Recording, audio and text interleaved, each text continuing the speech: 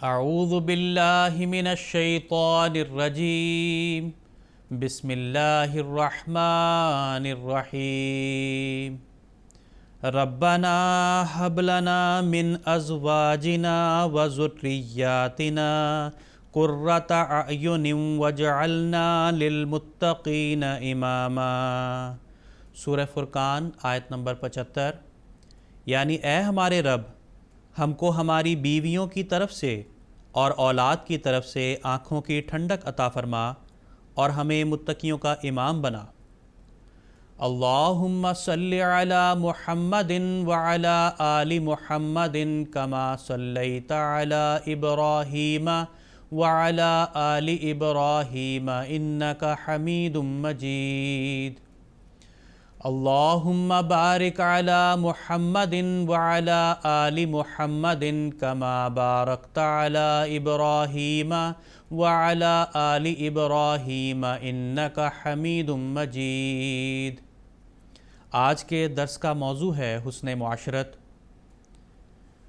حضرت ابو ہریرہ رضی اللہ تعالیٰ عنہ بیان کرتے ہیں کہ حضرت صلی اللہ علیہ وسلم نے فرمایا، مومنوں میں سے ایمان کے لحاظ سے کامل ترین مومن وہ ہے جس کے اخلاق اچھے ہیں، اور تم میں سے خلق کے لحاظ سے بہترین وہ ہے جو اپنی عورتوں سے بہترین اور مثالی سلوک کرتے ہیں۔ حضرت اقدس رسول اللہ صلی اللہ علیہ وسلم نے جہاں بہترین مومن اسے قرار دیا ہے جو اپنی بیوی سے بہترین اور مثالی سلوک کرتا ہے، وہاں ایسی عورتوں کو جنت کی بشارت دی ہے جن سے ان کے خاوند خوش اور راضی ہیں۔ ان ام سلمۃ رضی اللہ تعالی عنہا ان النبی صلی اللہ علیہ وسلم قال ایما امرأۃ ماتت وزوجها راض عنها دخلت الجنہ۔ ابن ماجہ۔ یعنی ام سلمہ رضی اللہ تعالی عنہ بیان کرتی ہیں کہ حضرت صلی اللہ علیہ وسلم نے فرمایا، جو عورت اس حال میں فوت ہوئی کہ اس کا خاوند اس سے خوش اور راضی ہے تو وہ جنت میں جائے گی۔ اسی طرح آپ رسول اللہ صلی اللہ علیہ وسلم نے اپنے ارشادات اور اعمال کے ذریعہ میاں بیوی کے باہمی حقوق معین رنگ میں بھی بیان فرما دیے ہیں۔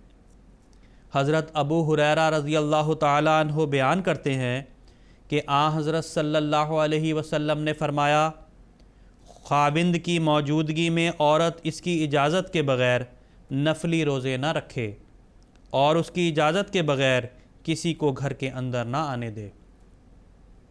بیوی کو اپنے خاوند کی امر معروف میں اطاعت کا پابند فرماتے ہوئے حضرت اقدس محمد مصطفیٰ صلی اللہ علیہ وسلم فرماتے ہیں، عن ابی ہریرہ رضی اللہ تعالی عنہ عن النبی صلی اللہ علیہ وسلم قال لو کنت آمرا احدا ان یسجد لاحد لامرت المرأة ان تسجد لزوجها۔ ترمذی۔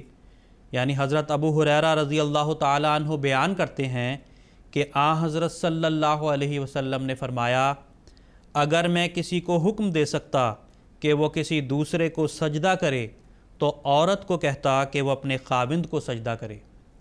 ایک فرما بردار بیوی کے دیگر اوصاف کا ذکر کرتے ہوئے آپ صلی اللہ علیہ وسلم فرماتے ہیں، جس عورت نے 5 وقت کی نماز پڑھی اور رمضان کے روزے رکھے اور اپنے آپ کو برے کاموں سے بچایا اور اپنے خاوند کی فرما برداری کی اور اس کا کہنا مانا، ایسی عورت کو اختیار ہے کہ جنت میں جس دروازے سے چاہے داخل ہو جائے۔ خاوند کو اپنی بیوی سے حسن معاشرت کی تعلیم دیتے ہوئے حضرت اقدس محمد مصطفیٰ صلی اللہ علیہ وسلم فرماتے ہیں، عن ابی ہریرہ رضی اللہ تعالی عنہ قال قال رسول اللہ صلی اللہ علیہ وسلم لا یفرق مؤمن مؤمنۃ ان کرہ منہا خلقا رضی منہا آخر۔ صحیح مسلم۔ حضرت ابو ہریرہ رضی اللہ تعالی عنہ بیان کرتے ہیں کہ حضرت صلی اللہ علیہ وسلم نے فرمایا، مومن کو اپنی مومنہ بیوی سے نفرت اور بغض نہیں رکھنا چاہیے۔ اگر اس کی ایک بات اسے ناپسند ہے تو دوسری بات پسندیدہ ہو سکتی ہے۔ حضرت عائشہ رضی اللہ تعالی عنہا بیان کرتی ہیں کہ نبی کریم صلی اللہ علیہ وسلم تمام لوگوں سے زیادہ نرم خو تھے اور سب سے زیادہ کریم۔ عام آدمیوں کی طرح بلا تکلف گھر میں رہنے والے آپ نے کبھی تیوری نہیں چڑھائی، ہمیشہ مسکراتے رہتے تھے۔ آپ رضی اللہ عنہ فرماتی ہیں کہ اپنی ساری زندگی میں حضرت صلی اللہ علیہ وسلم نے کبھی کسی بیوی پر ہاتھ نہیں اٹھایا اور نہ کبھی کسی خادم کو مارا۔ گھریلو زندگی کے بارے میں حضرت عائشہ رضی اللہ تعالی عنہا فرماتی ہیں کہ جتنا وقت آپ گھر پر ہوتے گھر والوں کی خدمت میں مصروف رہتے، یہاں تک کہ آپ کو نماز کا بلاوا آتا تو آپ مسجد تشریف لے جاتے۔ حضرت مسیح موعود علیہ السلام فرماتے ہیں، عورتوں کے حقوق کی جیسی حفاظت اسلام نے کی ہے ویسی کسی دوسرے مذہب نے قطعاً نہیں کی۔ مختصر الفاظ میں فرمایا وَلَهُنَّ مِثْلُ الَّذِي عَلَيْهِنَّ، سورہ بقرہ آیت نمبر 229، کہ جیسے مردوں کے عورتوں پر حقوق ہیں ویسے ہی عورتوں کے مردوں پر ہیں۔ بعض لوگوں کا حال سنا جاتا ہے کہ ان بیچاریوں کو پاؤں کی جوتی کی طرح جانتے ہیں اور ذلیل ترین خدمات ان سے لیتے ہیں، گالیاں دیتے ہیں، حقارت کی نظر سے دیکھتے ہیں اور پردہ کو حکم ایسے ناجائز طریقہ پر برتتے ہیں کہ ان کو زندہ درگور کر دیتے ہیں۔ چاہیے کہ بیویوں سے خاوندوں کا ایسا تعلق ہو جیسے دو سچے اور حقیقی دوستوں کا ہوتا ہے۔ انسان کے اخلاق کے فاضلہ اور خدا تعالیٰ سے تعلق کی پہلی گواہ تو یہی عورتیں ہوتی ہیں۔ اگر ان ہی سے اس کے تعلقات اچھے نہیں ہیں تو پھر کس طرح ممکن ہے کہ خدا تعالیٰ سے صلح ہو؟ رسول اللہ صلی اللہ علیہ وسلم نے فرمایا ہے، خیرکم خیرکم لأہلہ، تم میں سے اچھا وہ ہے جو اپنے اہل کے لیے اچھا ہے۔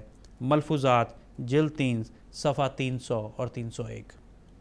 حضرت خلیفۃ المسیح الخامس ایدہ اللہ تعالی بنصرہ العزیز نے میاں بیوی کے حقوق کو شریعت اسلام کی روشنی میں ایک معاہدہ کی حیثیت میں پیش فرمایا ہے۔ آپ فرماتے ہیں، شادی بیاہ کا تعلق بھی مرد اور عورت میں ایک معاہدہ کی حیثیت رکھتا ہے۔ عورت کو حکم ہے کہ اس معاہدے کی روح سے تم پر یہ فرائض عائد ہوتے ہیں، مثلاً خاوند کی ضروریات کا خیال رکھنا، بچوں کی نگہداشت کرنا، گھر کے امور کی ادائیگی وغیرہ۔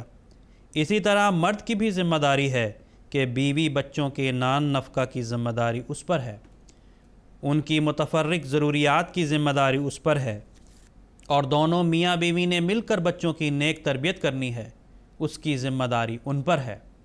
تو جتنا زیادہ میاں بیوی کا آپس میں اس معاہدے کی پابندی کرتے ہوئے ایک دوسرے کے حقوق کا خیال رکھیں گے اتنا ہی زیادہ حسین معاشرہ ہوتا چلا جائے گا۔ قرۃ اعین عائلی زندگی پر حضرت خلیفۃ المسیح الخامس ایدہ اللہ تعالیٰ کے ارشادات، صفحہ 46۔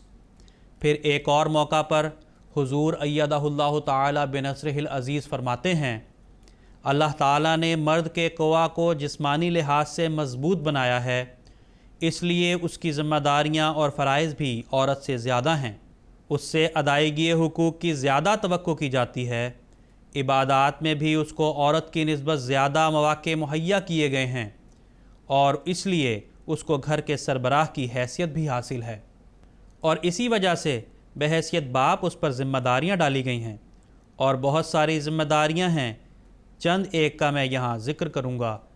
اور ان ذمہ داریوں کو نبھانے کے لیے حکم دیا ہے کہ تم نیکیوں پر قائم ہو، تقوی پر قائم ہو، اور اپنے گھر والوں کو، اپنی بیوی کو، اپنی اولاد کو تقوی پر قائم رکھنے کے لیے نمونہ بنو، اور اس کے لیے اپنے رب سے مدد مانگو، اس کے آگے رو، گڑ گڑاؤ، اور اللہ تعالیٰ سے دعا کرو کہ اے اللہ ان راستوں پر ہمیشہ چلاتا رہ جو تیری رضا کے راستے ہیں۔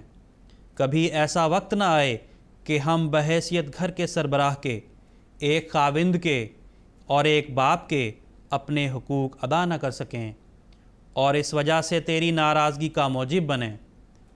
تو جب انسان سچے دل سے یہ دعا مانگنے اور اپنے عمل سے بھی اس معیار کو حاصل کرنے کی کوشش کرے گا تو نہ اللہ تعالیٰ ایسے گھروں کو برباد کرتا ہے، نہ ایسے خاوندوں کی بیویاں ان کے لیے دکھ کا باعث بنتی ہیں، اور نہ ان کی اولاد ان کی بدنامی کا موجب بنتی ہے، اور اس طرح گھر جنت کا نظارہ پیش کر رہا ہوتا ہے۔